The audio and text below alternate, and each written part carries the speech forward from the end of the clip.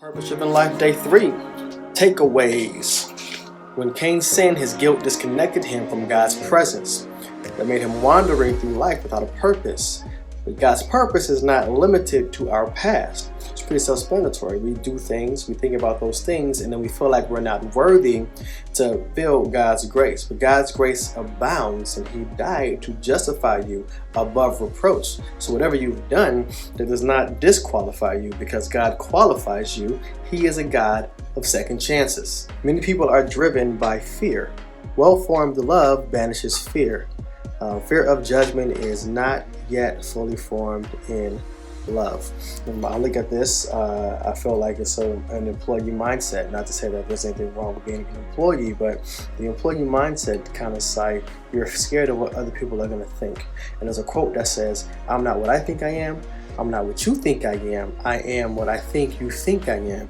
So a lot of times we're afraid of literally nothing. Okay, those who follow the crowd usually get lost in it. True. One key to failure is to try to please everyone. Okay, no one can serve two masters. So either you're going to please people or you're going to please God. And the Bible says, in everything that you do it as to please God and not men. Because when you do something for somebody else on the earth, if you're doing it to please them, there's going to be a time where they're not pleased.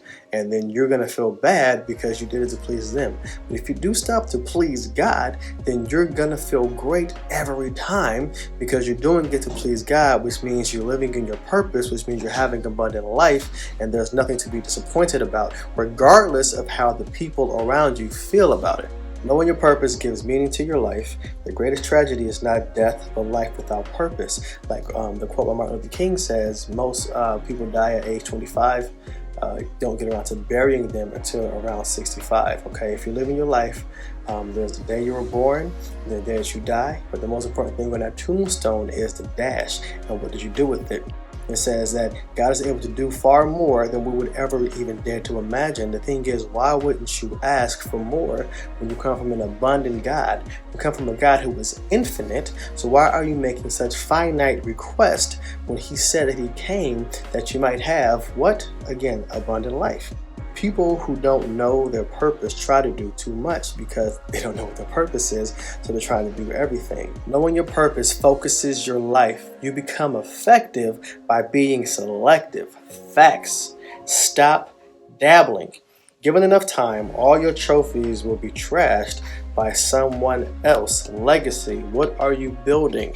Are you building an eternal legacy or are you building a temporary one?